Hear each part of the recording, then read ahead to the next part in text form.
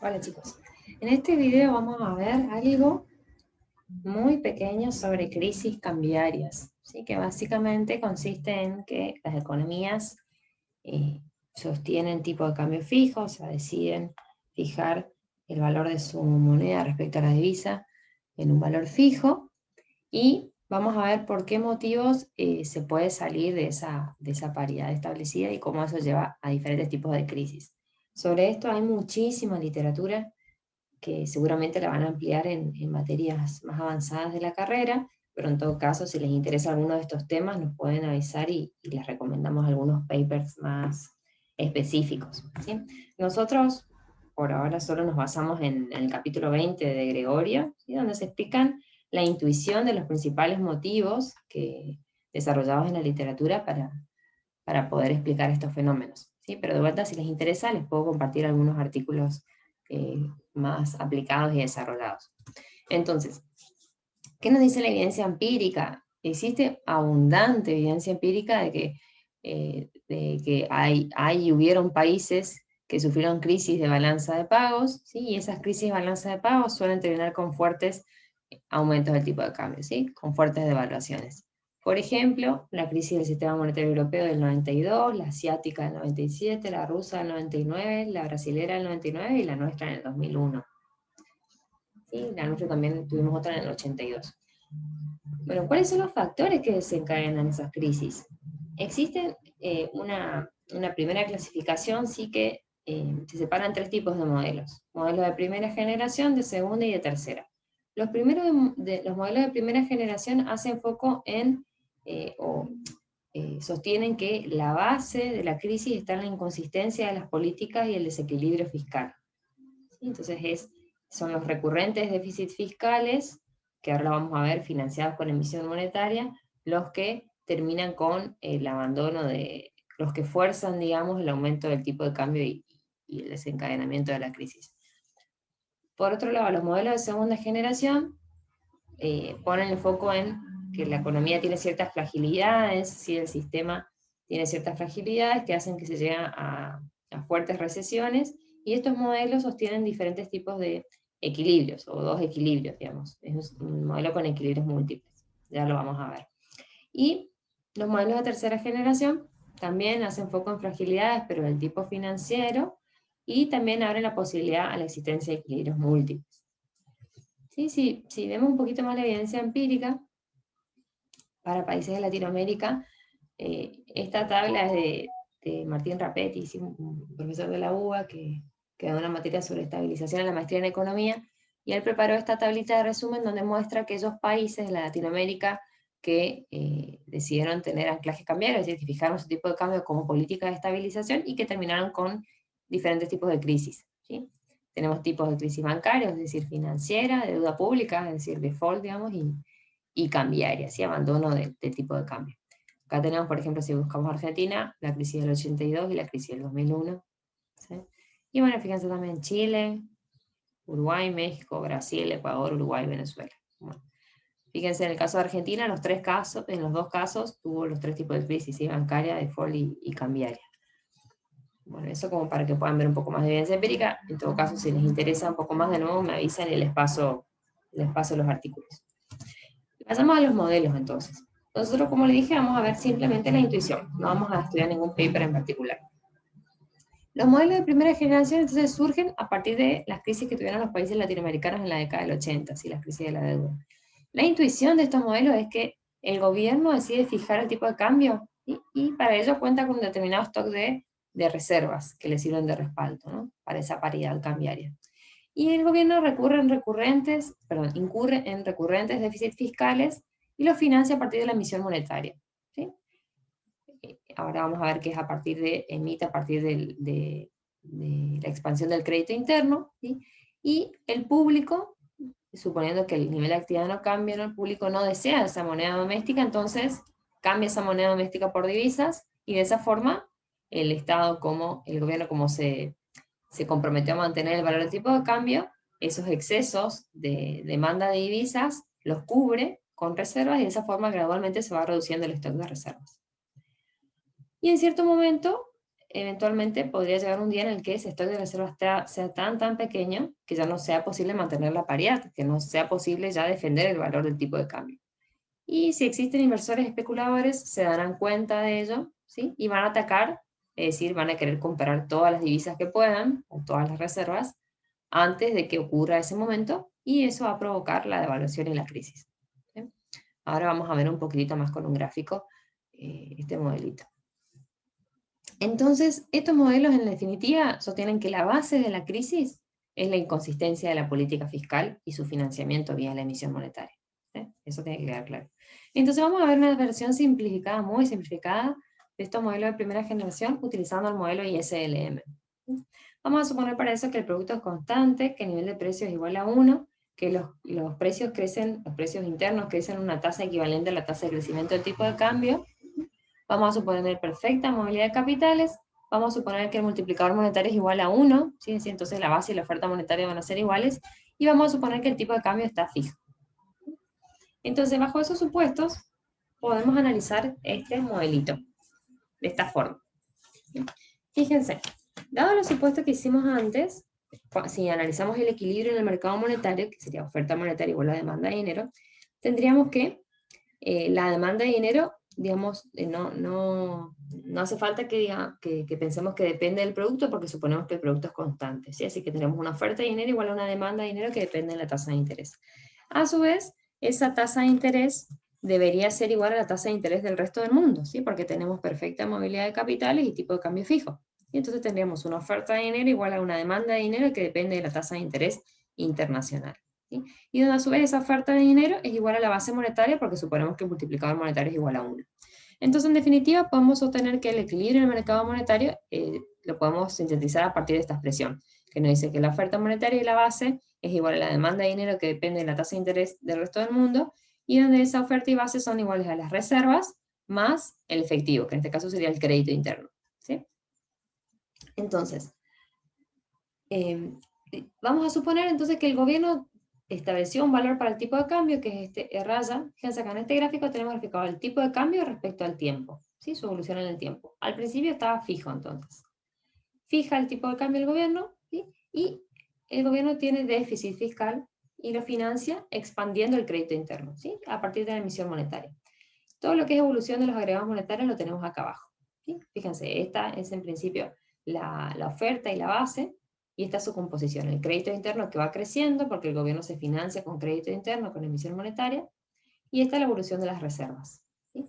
Entonces, a medida que el Estado incurra en déficit fiscal, emite dinero para financiarlo, lo emite a partir de la expansión del crédito interno, fíjense cómo se expande el crédito interno, pero el público, como la renta está constante, o sea, el producto está constante, y nada más cambia, entonces el público no quiere la moneda doméstica, se desprende de esa moneda y le cambia por divisas. ¿Sí?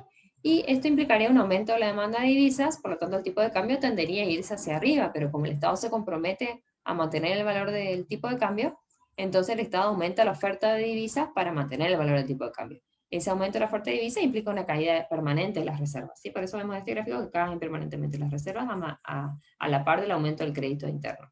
¿Sí? Y suponemos que ese crédito interno va aumentando en una fracción constante por periodo. ¿Sí? Y por lo tanto las reservas también van disminuyendo en la misma proporción constante por periodo. ¿Sí? Llegará algún momento, como de este T estrella, fíjense que esta evolución de los agregados monetarios está también respecto al tiempo. Llegará algún momento como T estrella donde las reservas eventualmente se van a agotar. O sea, si el gobierno sigue teniendo déficit fiscal, lo sigue financiando con emisión monetaria, y el público no desea la moneda, y la cambia por divisas, se reducen las reservas, esas reservas van a, como es un stock finito, digamos, van a ir reduciendo hasta que eventualmente podrían llegar a terminar, a ser nulas. ¿Sí? Y en ese caso ya el gobierno, si llegan a ser nulas, el gobierno no va a poder mantener la paridad cambiaria. ¿Sí? Ante mayores demandas de la divisa, el tipo de cambio va a tender a subir, que es este tipo de cambio ES por tipo de cambio sombra, digamos.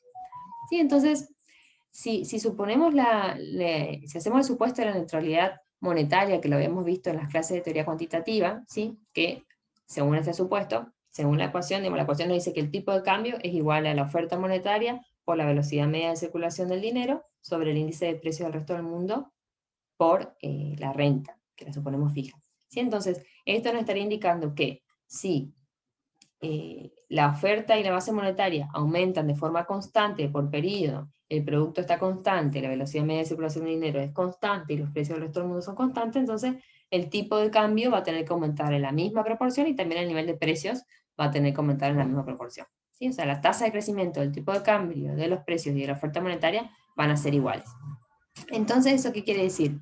Que a medida que aumenta la oferta monetaria, ¿sí? A partir del crédito interno, ese crecimiento, esa tasa de crecimiento de la oferta monetaria va a implicar una tasa de crecimiento en el nivel de precios, ¿sí? Eso uno podría pensar que hace aumentar la moneda, la tasa de interés doméstica, y por lo tanto hace que la demanda de dinero sea menor, ¿sí? Eso va a hacer, digamos que, si uno compara, esta sería la evolución de la demanda de dinero, esta MF, ¿no? Si uno compara la demanda de dinero, y podemos pensar que al principio, cuando se mantiene la paridad, cuando estamos en el tipo de cambio fijo y la paridad sostenible, entonces estamos en un equilibrio de oferta de dinero, que sería esta M raya, y demanda de dinero, si se quiere, donde la demanda estaría compuesta por el crédito interno y el resto de oferta sería las reservas, ¿no? Siempre pensando que la oferta monetaria es igual a la base monetaria. ¿Sí? Pero bueno, cuando se llega a este momento T estrella, donde ya no hay más reservas, entonces fíjense que la demanda de dinero va a ser más chica que la demanda inicial, o que la demanda donde teníamos el tipo de cambio fijo. ¿Sí? ¿Por qué? Porque se da justamente este crecimiento en los precios equivalente a la tasa de crecimiento en el del agregado monetario. ¿Sí? Pero bueno, en definitiva, ¿qué es lo que ocurre según este modelo? Lo que ocurre es que eventualmente, como decía, llegará un momento donde las reservas se agotarán tanto que seguramente existirán inversores que estarán especulando y observarán que se están por agotar esas reservas, y ellos se darán cuenta que si se hace insostenible el sistema, el tipo de cambio se va a disparar. O sea, el gobierno ya no va a poder mantener la paridad, por lo tanto va a dejar que salte el tipo de cambio. ¿Por qué va a saltar el tipo de cambio? Porque constantemente está aumentando la demanda de divisas, aumentando. El Estado aumenta la oferta de divisas vendiendo las reservas, ¿no? Pero si ya no tiene más reservas para vender, la demanda de divisas, seguirá aumentando, y eso va a hacer que, si no se puede ofrecer más divisas porque no hay más reservas, el tipo de cambio se dispare, se vaya para arriba. Y obviamente que si ellos pueden comprar las reservas previamente a que se dispare el precio, el tipo de cambio, entonces van a tener ganancias en términos de capital. Entonces, si todos se dan cuenta que eso va a ocurrir en el momento T estrella, que es cuando se agotan las reservas, entonces seguramente atacarán a la moneda antes que eso ocurra, ¿sí? Y eso es lo que efectivamente ocurre, ¿sí? Si hay especulación acerca de que el gobierno ya no va a poder mantener la paridad porque está en recurrentes déficits fiscales y lo financia con emisión, se están agotando las reservas, entonces va a haber un ataque especulativo contra la moneda. Efectivamente, la economía va a entrar en crisis, se va a salir de la paridad cambiaria, el tipo de cambio se va a disparar, y así se inicia la crisis cambiaria, así se sale del tipo de cambio fijo. ¿Bien? Bueno, entonces esta es, como les decía al principio del video, es una simple intuición, ¿sí? Entonces, ¿cuál sería la base de esta crisis? Justamente la inconsistencia en la política del Estado, inconsistencia en términos de tener déficits fiscales recurrentes y financiarlos con emisión monetaria. Bien. Bueno, después tenemos todo otro conjunto de modelos que son los llamados modelos de segunda generación. ¿Sí? Bueno, volviendo a los modelos de primera generación, hay muchísimos desarrollos, ¿no?, en base a esos modelos más avanzados, ¿sí? Así que, de nuevo, si les interesa esto de crisis, me avisan y les comparto la Biblia más avanzada.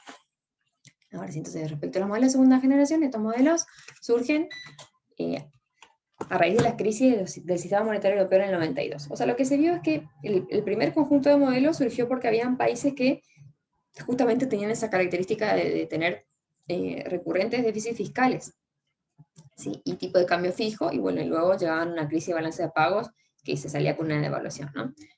Y eso implica una crisis cambiaria, ¿no? Pero después se vio otro conjunto de países, ¿sí? O sea, ocurrió que otro conjunto de países cayeron también en crisis de balanza de pagos, pero no contaban con esa característica de tener déficit fiscal, ¿sí? Sino que tenían otras características como ser, por ejemplo, elevados déficits en cuenta corriente y ausencia de déficit fiscal. Entonces los economistas empezaron a trabajar en la construcción de otro tipo de modelos que pudieran explicar por qué esos países con distintas características también podrían llegar a crisis de balanza de pagos, ¿sí? Y la intuición de estos modelos es que también estos países, estas economías tienen rigideces cambiarias, ¿sí?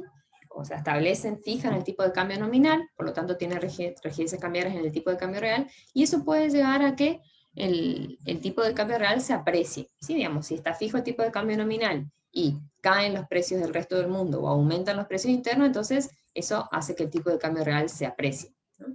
Y obviamente una apreciación del tipo de cambio real, o una apreciación de la moneda doméstica, mejor dicho, lleva a déficit de cuenta corriente, ¿sí?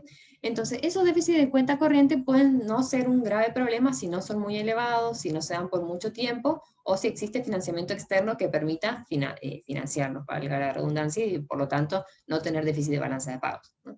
Pero si llega algún momento donde hay un cambio en las condiciones externas, por ejemplo, se corta el financiamiento externo, o aumenta mucho el costo del financiamiento externo, o el déficit de la cuenta corriente ya es insostenible porque es muy elevado dado el PBI, o porque es un déficit que se está alargando demasiado en términos temporales, entonces se hace necesario, sí o sí, un ajuste cambiario. O sea, hay que ajustar para evitar salir de esa situación de déficit de cuenta corriente y eventualmente balanza de pagos. ¿Y cómo se hace ese ajuste cambiario? Y bueno, hay que aumentar el tipo de cambio.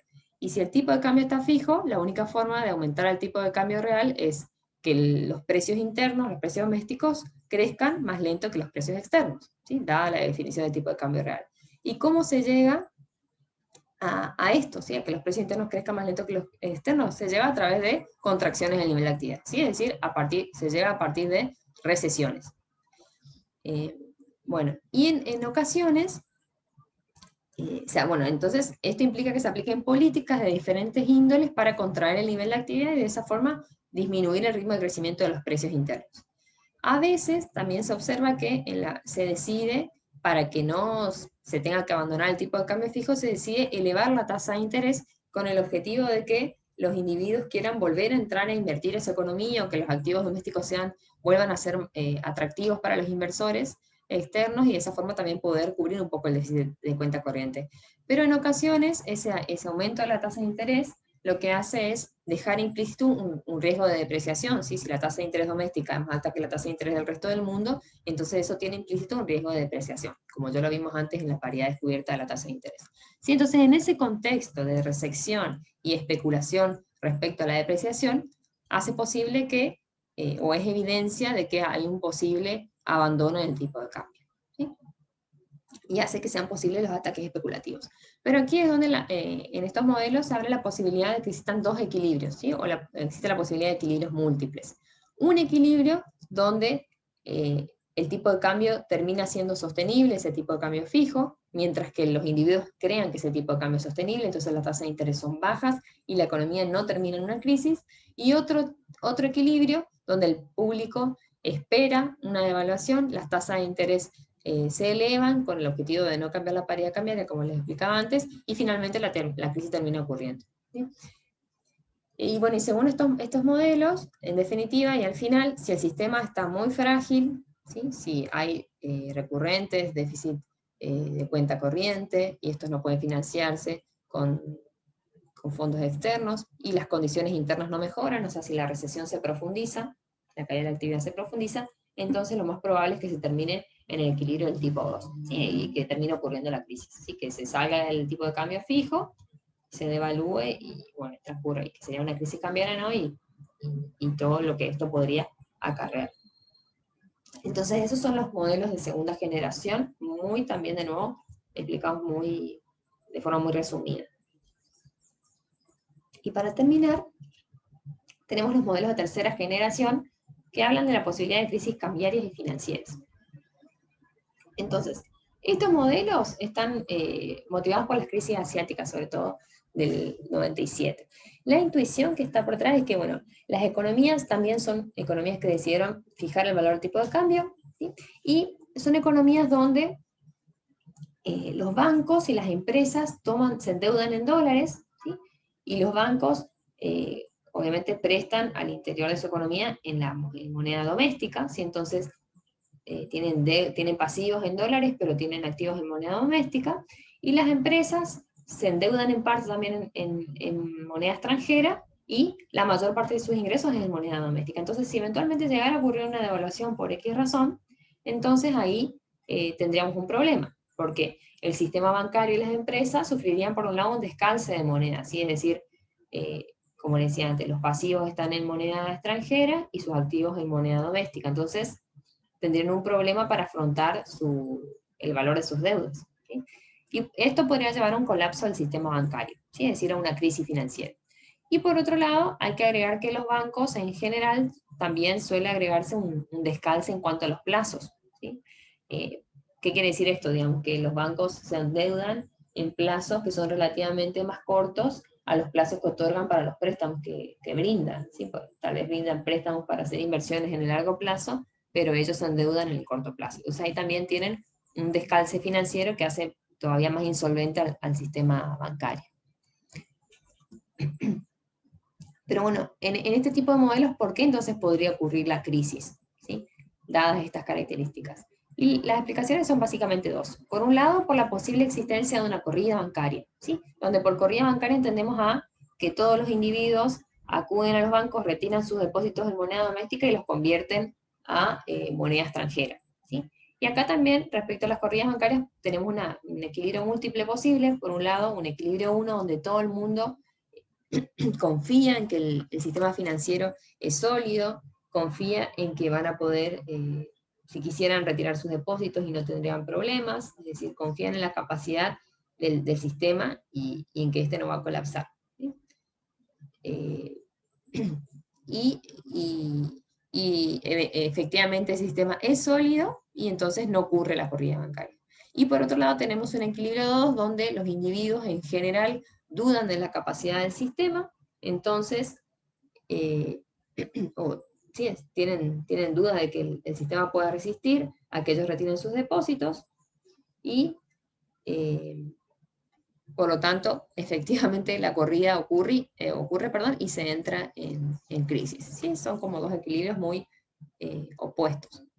Entonces, eventualmente, si la mayoría del público duda de la capacidad del sistema bancario para responder ante esta eventual corrida y todos se apuran para no perder, digamos, y queriendo en el intento de ser los primeros de sacar para no perder, y ocurre la corrida, entonces esto implica que se contraigan las reservas, obviamente si estamos en un tipo de cambio fijo, si ellos sacan sus depósitos en moneda doméstica y lo cambian por moneda extranjera, para mantener la paridad, esto va a implicar una contracción de las reservas, entonces esto se puede agravar aún más si el gobierno quisiera tratar de salvar el sistema o el problema con alzas en la tasa de interés para volver a ser más atractivos o para tentar al público y decir, bueno, no, son más atractivos los activos domésticos, vuelvan a invertir en el país y dejen los activos extranjeros. Y esto se podría agravar porque el aumento de las tasas de interés podría poner aún en mayor problemas a las empresas en el sentido de volver a devolver los préstamos que tomaron, etc. ¿Sí? Pero bueno, en síntesis, una de las alternativas para explicar el inicio de la crisis de estos modelos de tercera generación es la posible existencia de corridas bancarias. Y la otra alternativa, o corrientes de teoría, digamos, es lo que se suele llamar los sudden stops, ¿sí? O frenadas súbitas de los flujos de capitales. ¿Sí? ¿Y a qué son referencia estos modelos? Estos modelos son referencia a que en algún momento se cortan los flujos de capitales, ¿sí? En términos de cantidades, o aumenta eventualmente el costo del financiamiento, ¿sí? Y acá ellos dan el ejemplo de la crisis de balanza de pagos, o sea, de Gregorio da el ejemplo de la crisis de balanza de pagos que sufrió Rusia, creo que en el 99, y que eso, si lo quieren leer también está en Brown y Yatch, todo ese tema de Science Stop, ¿sí? Que la crisis rusa del 99 y eso, digamos, antes habían entrado muchos capitales de Rusia, que era como una economía emergente, a Rusia entre otros países, ¿no? Y luego como ocurrió una crisis en Rusia, todos los países que habían también recibido muchos flujos de capitales y que tenían características parecidas a Rusia, fueron sospechados de poder transitar la misma situación. Entonces los capitales también se fueron de esos otros países emergentes de un día para el otro, y eso obviamente que requiere un ajuste del tipo de cambio real para volver a equilibrar la balanza de pagos. ¿sí? Como ya lo explicamos antes. Entonces, el tipo de cambio está fijo en esas economías, ese ajuste en el tipo de cambio real solo es posible, como ya lo dijimos, con crecimiento de los precios internos por debajo del crecimiento de los precios del resto del mundo, ¿sí? Y eso solo se puede lograr con recesiones, con bajas en los salarios, etcétera, que por ahí va a quedar más claro cuando vemos la parte de la oferta agregada en las economías abiertas, y en general en estos modelos de Sandstop se suele ver que al final también en estas situaciones se termina con aumento del empleo en los sectores de bienes transables, ya sea bienes que sustituyen a las importaciones y bienes exportables, y una reducción del empleo en los bienes en los sectores no transables, ¿sí? Lo cual también tiene sus consecuencias en términos sociales, ¿no? Pero en definitiva se ajustan con recesión, ¿sí? Por ahí va a quedar más claro cuando veamos también la parte de oferta agregada. Pero bueno, entonces en síntesis, espero que les haya sido útil. Si bien es un resumen muy pequeñito de este tipo de modelos, les abre un abanico de, bueno, por qué pueden ocurrir este tipo de crisis, y en todo caso, como les dije ya varias veces, si les interesa me avisan y les paso más bibliografía.